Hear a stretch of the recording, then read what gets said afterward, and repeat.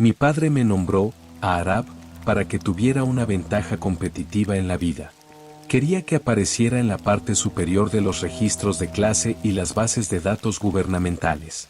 Quería que me notaran. Lo que daría por no ser notada nunca más. De todos modos, soy consciente de que muchos padres indios eligen nombres que empiezan con A para sus hijos, pero el caso es que mis padres querían lo mejor para mí. La vida nunca sale según lo planeado, ¿verdad?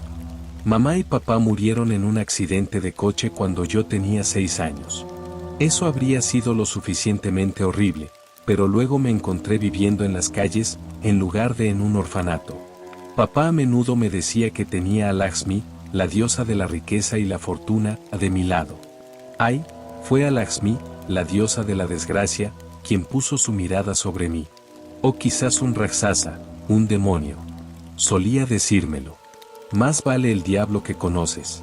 En verdad, no sé qué vi en ese barrio marginal de Nueva Delhi, y lo desconocido me aterra más que cualquier pesadilla detallada en los textos religiosos.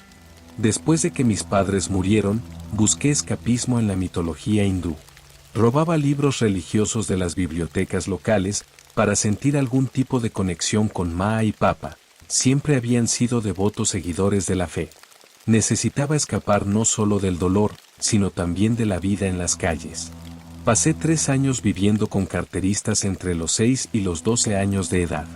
Me ayudaron a sobrevivir cuando no tenía nada ni a nadie. Eso se siente como hace eones ahora.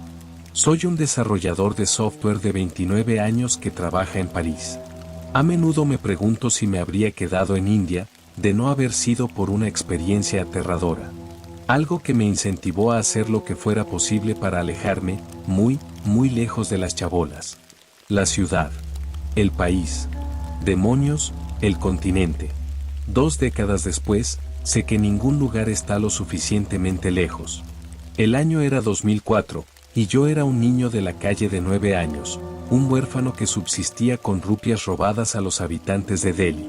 Mi grupo principalmente apuntaba a los turistas, pero fue un empresario indio quien llamó mi atención en esa particular mañana de febrero. Parecía fuera de lugar en los barrios bajos, como si se hubiera alejado demasiado de las calles gentrificadas de vidrio y smog de Gurgaon. Los tontos desplazados son los mejores ganadores. El extraño caminaba rígido, con movimientos extraños y antinaturales, por un estrecho pasillo de puestos callejeros. Era un hombre conspicuo con un traje de 3 piezas azul marino, mocasines negros impecables y la parte superior de su rostro cubierta por un chal negro. Recuerdo que me sorprendió un poco ver sus ojos cubiertos, me preguntaba cómo podía ver por donde caminaba. Por supuesto, el dinero era lo principal en mi mente.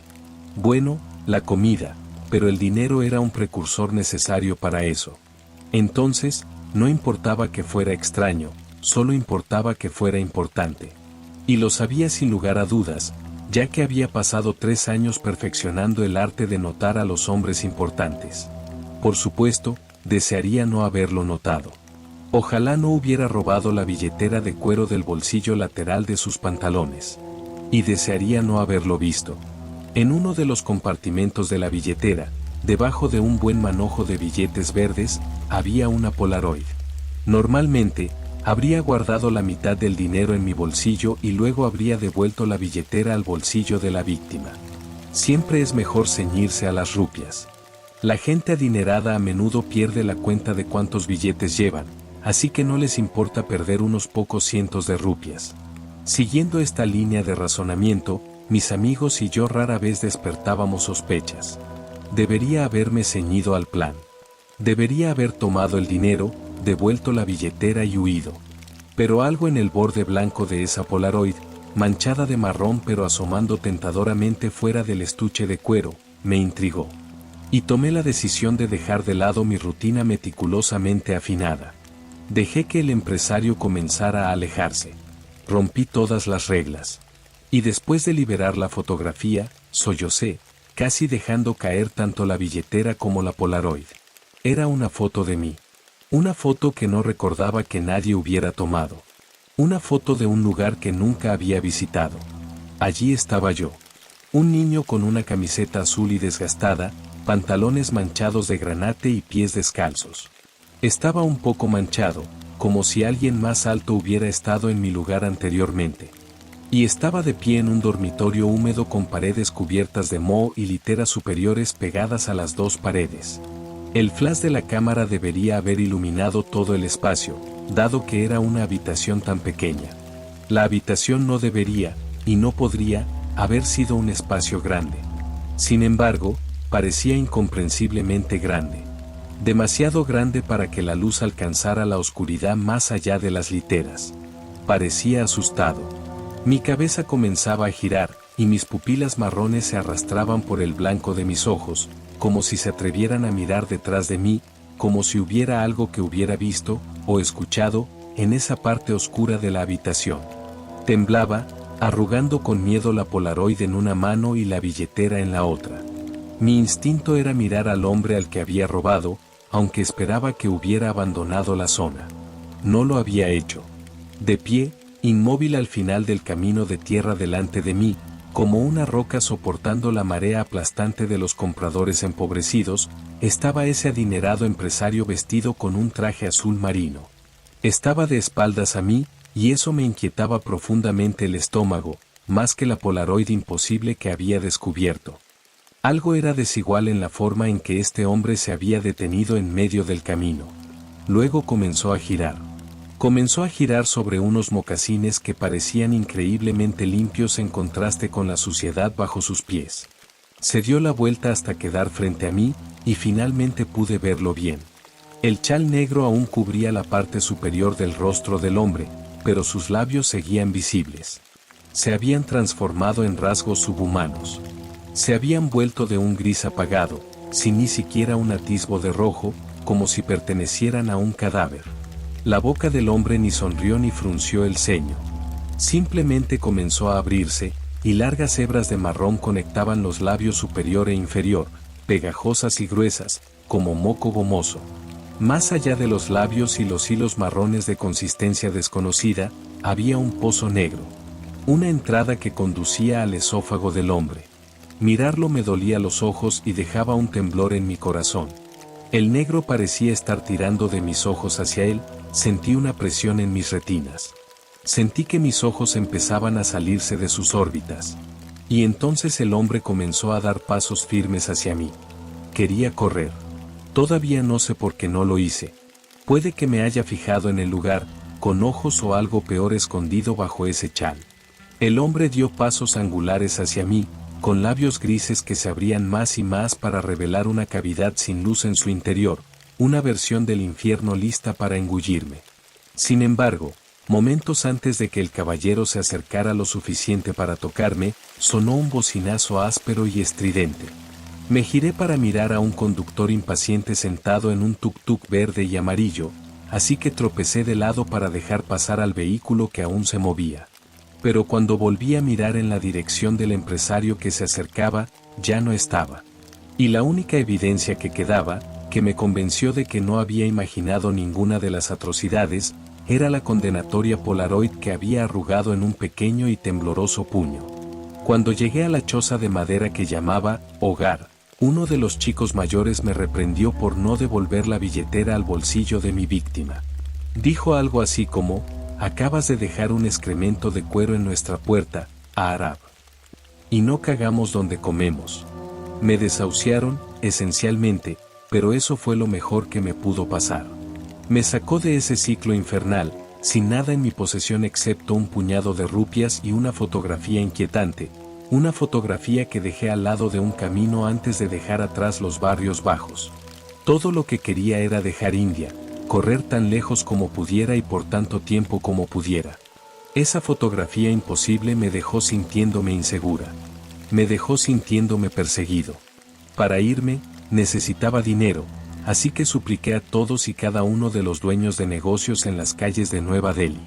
Algunos tipos poco recomendables me ofrecieron trabajo como carterista, pero rechacé la oferta, tenía que dejar esa vida atrás.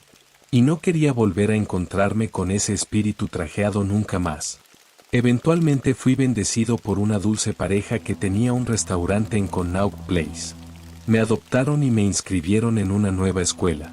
Acababa de cumplir 10 años, así que estaba unos 4 años por detrás de mis compañeros, pero eventualmente me puse al día. Mi objetivo, inicialmente, era alejarme del hombre de traje de marino. El hombre con la fotografía que no tenía sentido para mí. ¿Cómo supo que le robaría? Me pregunté. ¿Cómo creó una foto de algo que nunca sucedió? Con el paso de los años, sin embargo, perdí de vista mi objetivo. Perdí de vista mis miedos supersticiosos. Perdí de vista mi religión. En 2014, a la edad de 19 años, creía que todo había sido un sueño, que simplemente había exagerado los eventos en mi cabeza. No había ninguna Polaroid. Solo había sido una serie de eventos traumáticos que habían deformado la mente y los recuerdos de un pobre niño. Ya no quería dejar Delhi. Me sentía seguro. Todo eso cambió en un viaje en taxi a altas horas de la noche. El conductor soltó una serie de exclamaciones mientras su viejo tuk-tuk marchito se detenía abruptamente en un camino de tierra. Ambos salimos del desvencijado rickshaw para inspeccionar los daños, pero el conductor me echó. «Solo te estorbarás», dijo él. Puse los ojos en blanco, pero no me importó.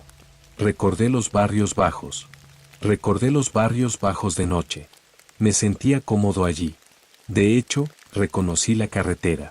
Las casas destartaladas y los puestos de mercado vacíos se veían diferentes por la noche, pero la calle en sí no había cambiado en la última década. Había regresado a mis viejos terrenos de carterista. Pero se me cayó el estómago cuando lo vi, arrugado al lado de la carretera, exactamente donde lo había dejado hace 10 años. Lo llamé una coincidencia, pero sabía que no era así. La fotografía a mis pies era esa Polaroid de hace una década. Debería haberlo dejado. Debería haberme quedado con las manos en los bolsillos hasta que el taxista hubiera arreglado su tuk-tuk. En su lugar, me agaché y saqué la Polaroid de la tierra. Luego, usando la linterna de mi teléfono, iluminé la foto en mis débiles e involuntarias manos.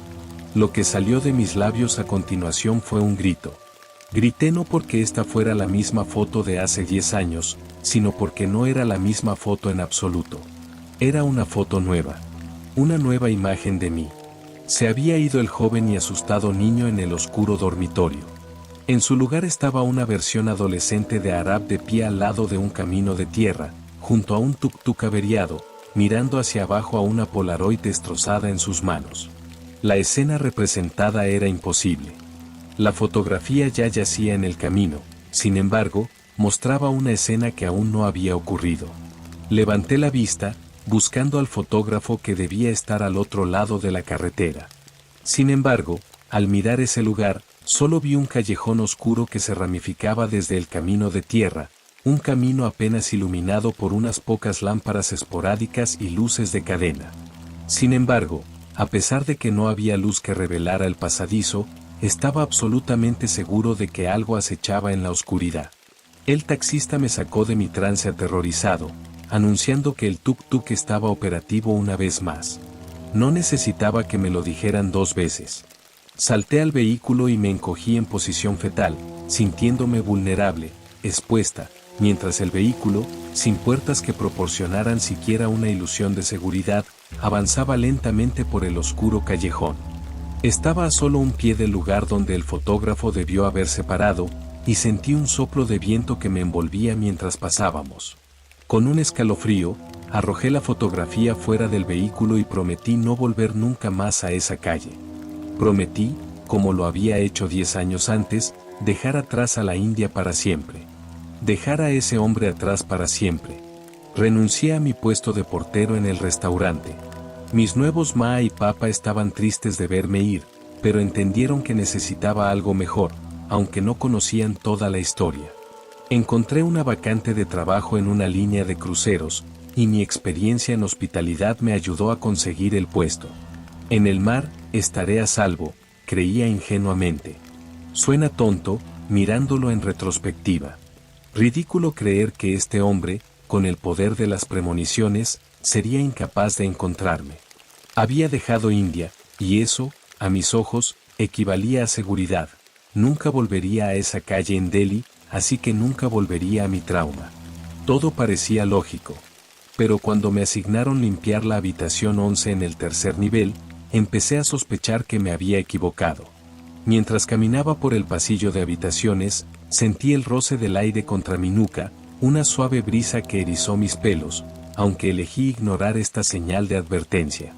No quería creer.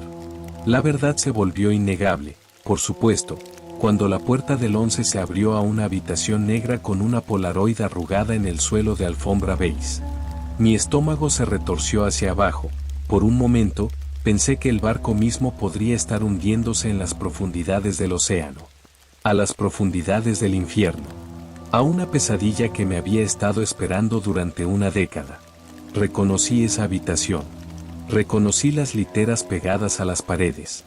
Reconocí la oscuridad, no penetrada por el haz de luz de mi teléfono, que parecía albergar algo oculto en la parte trasera del dormitorio. Una vez más, cometí el error de agacharme y recoger esa fotografía.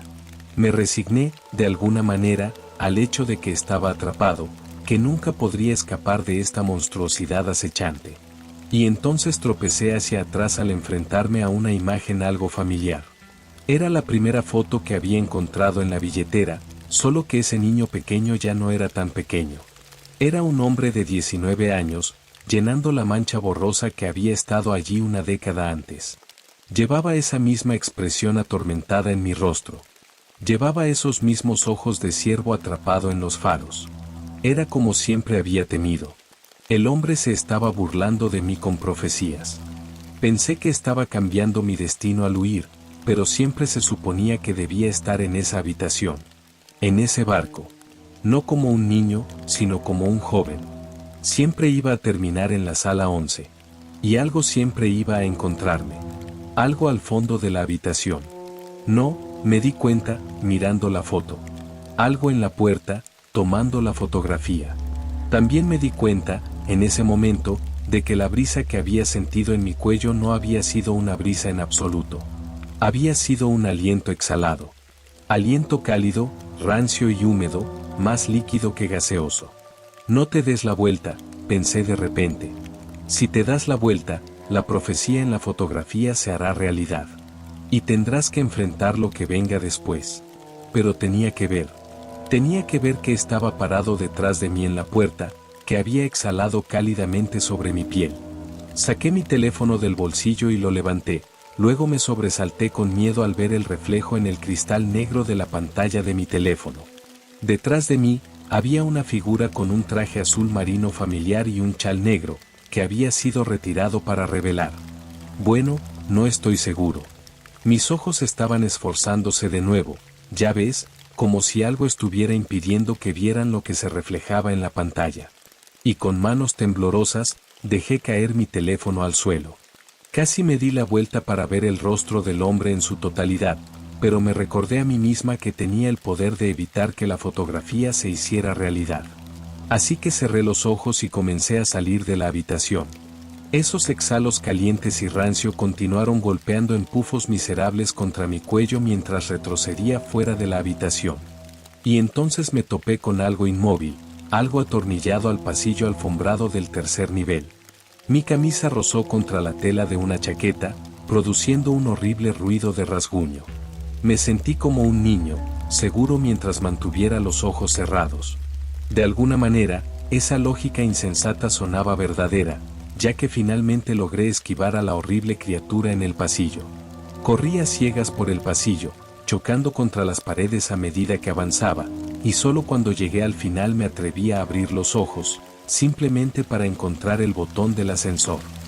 Después de esa experiencia, decidí regresar a tierra.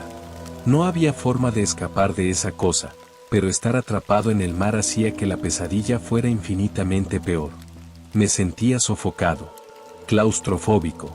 Pasé los siguientes años en la educación, estudiando para convertirme en desarrollador de software, y luego encontré un trabajo en París.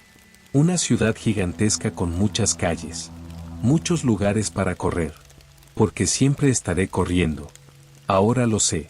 Cada vez que bajo la guardia, una Polaroid arrugada siempre resurge para revelar alguna profecía funesta de un futuro que podría llegar a suceder.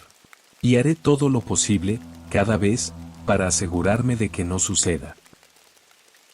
porque no sé qué pasará si lo hace.